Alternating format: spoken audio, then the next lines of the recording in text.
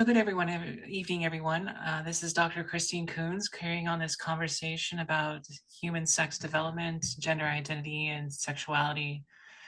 And I wanted to carry away from the previous discussion that I had and carry on into the slide that I had presented and talking about this common development pathway and where sex determination and differentiation fit inside of a scientific medical model. So I'm going to get back into that PowerPoint slide and show you a little bit more about what I see when I work with all of this. So here we are going back into the slide.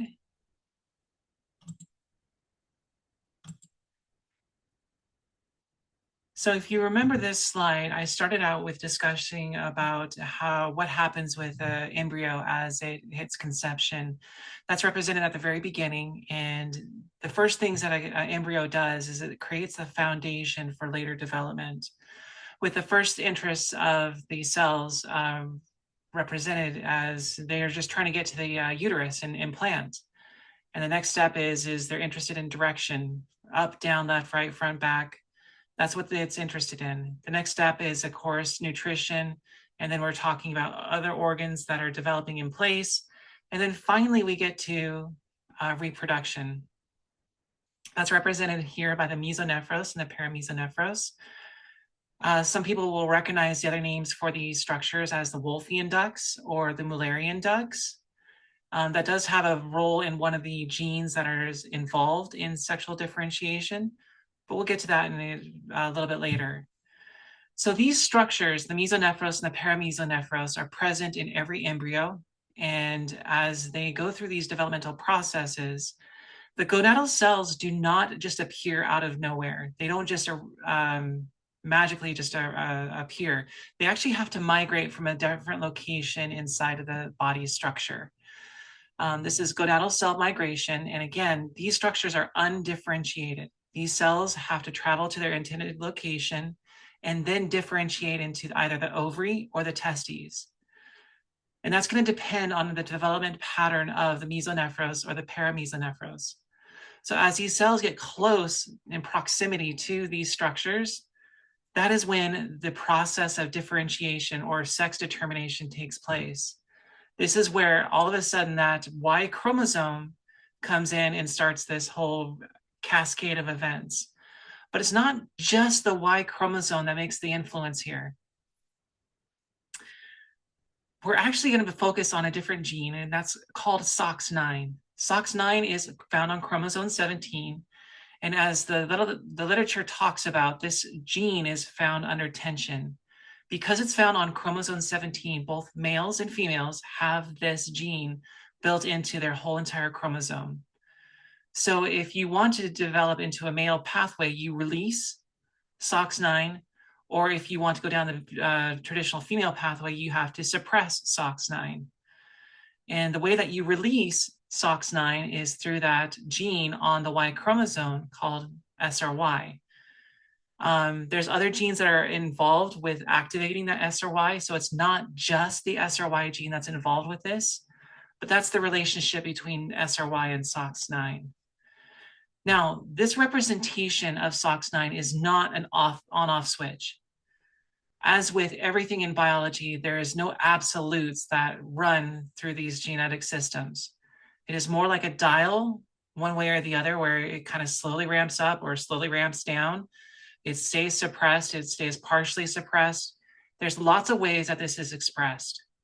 And because of that variability, this is where we start seeing the differentiations and the variabilities that we see with humankind.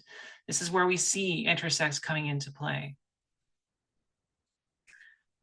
In the next slide, it actually just shows representations of these structures.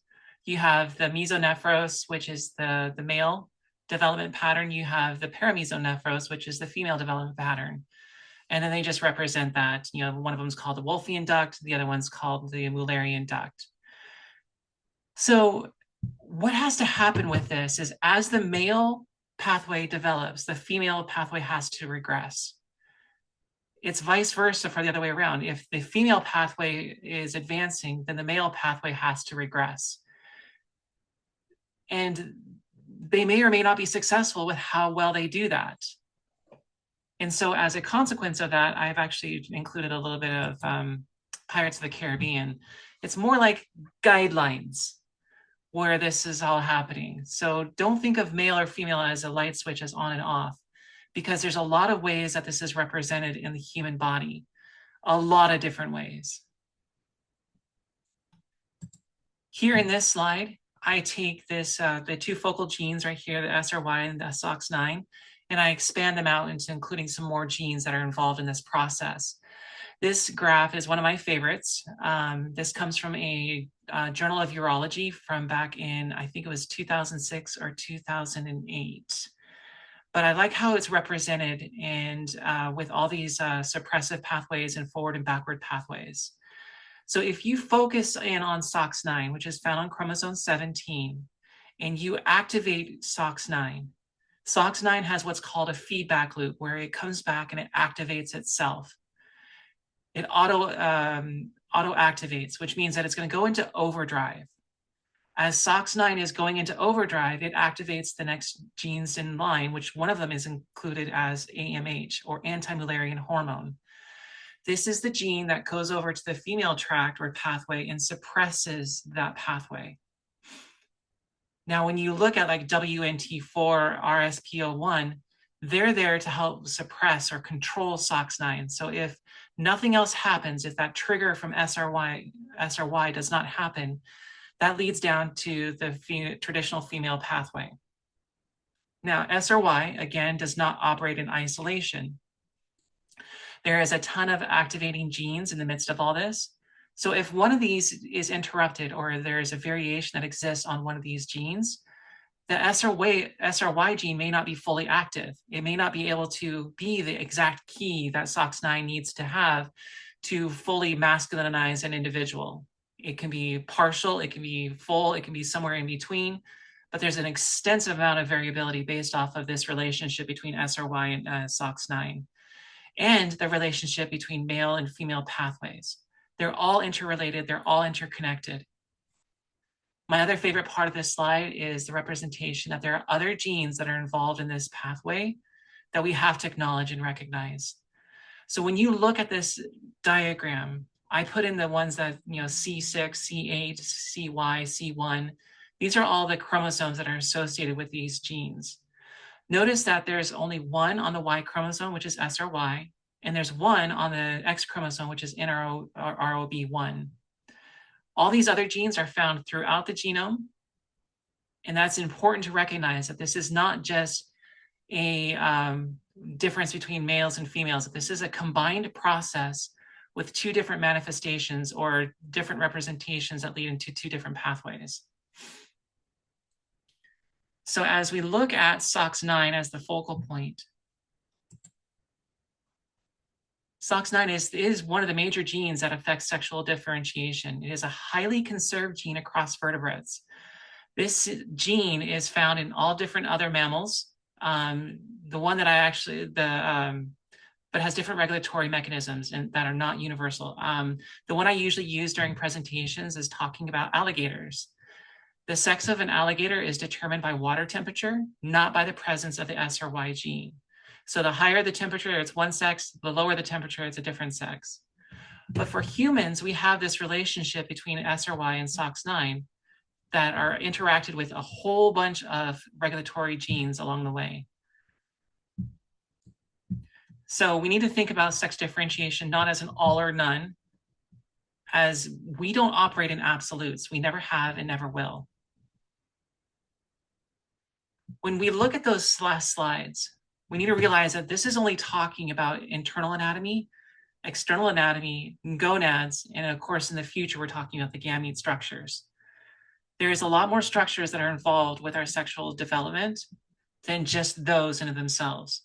So here I just represent the adrenal gland and the pituitary gland and these pathways that we call axes. This is incredibly well studied in medical school, almost to a point of torture. They talk about feedback loops and all these other things. So again, genes do not function in isolation. They are activated, inactivated, and variable depending on need and functionality. Genes can travel from chromosome to chromosome or within the chromosome. They do not have to stay in one spot. Chromosomes are easily lost or maneuvered. So this is during cell duplication, when the cells are going through mitosis or meiosis. There's that metaphase plate that eventually pulls the chromosomes apart. That is not perfect. It is actually one of the most common variations that we see inside of the human body, is that separation of those chromosomes leading to what's called aneuploidy, which is a different number of chromosomes than expected. So they're easily lost. And I believe that if you were to take an embryo, I believe it's within the first 5 generations of cell division, you're going to have an aneuploid cell. Whether that cell is able to be carried forward or not is left up to which chromosome is missing. So the expression of a gene can be altered based off of epigenetics, which is, again, those controlling mechanisms. What I found very fascinating is, as I was studying a lot of these genes, I wanted a reference gene to let people know how well this is being studied.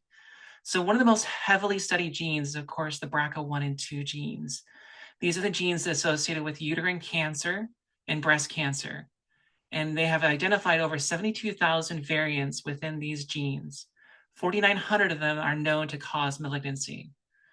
So when we look back and we say, well, we're teaching Mendelian genetics in our high schools, that is from 1900. We have massively moved our way forward over 125 years to the point that we are at right now.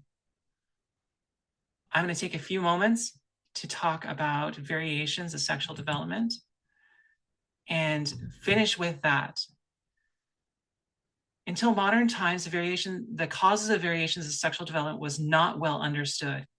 If you go back through history, a lot of our understanding of these differences evolved from the 1900s moving forward, and we are regularly discovering new ones as we go forward.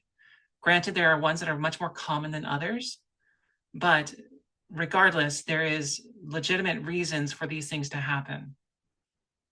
Now, historically, we have attributed like mythological reasons or magical or religious reasons to why these entities exist or why people are the way they are. And we try to explain them through these myths and stories. And we can use the Greek mythology, Hermaphroditus. We can go to the Egyptians for like Hapi or Titanen, or we can go to the Japanese with Inari Kakami. Cultures throughout history have had these complex relationships with these variabilities, and it really depends on how their structure is developed, whether they actually recognize and respect them, or they hide them and shame them.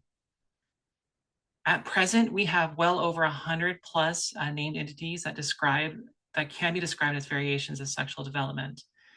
And here I have a list of, I think I have about 70 or so on this list.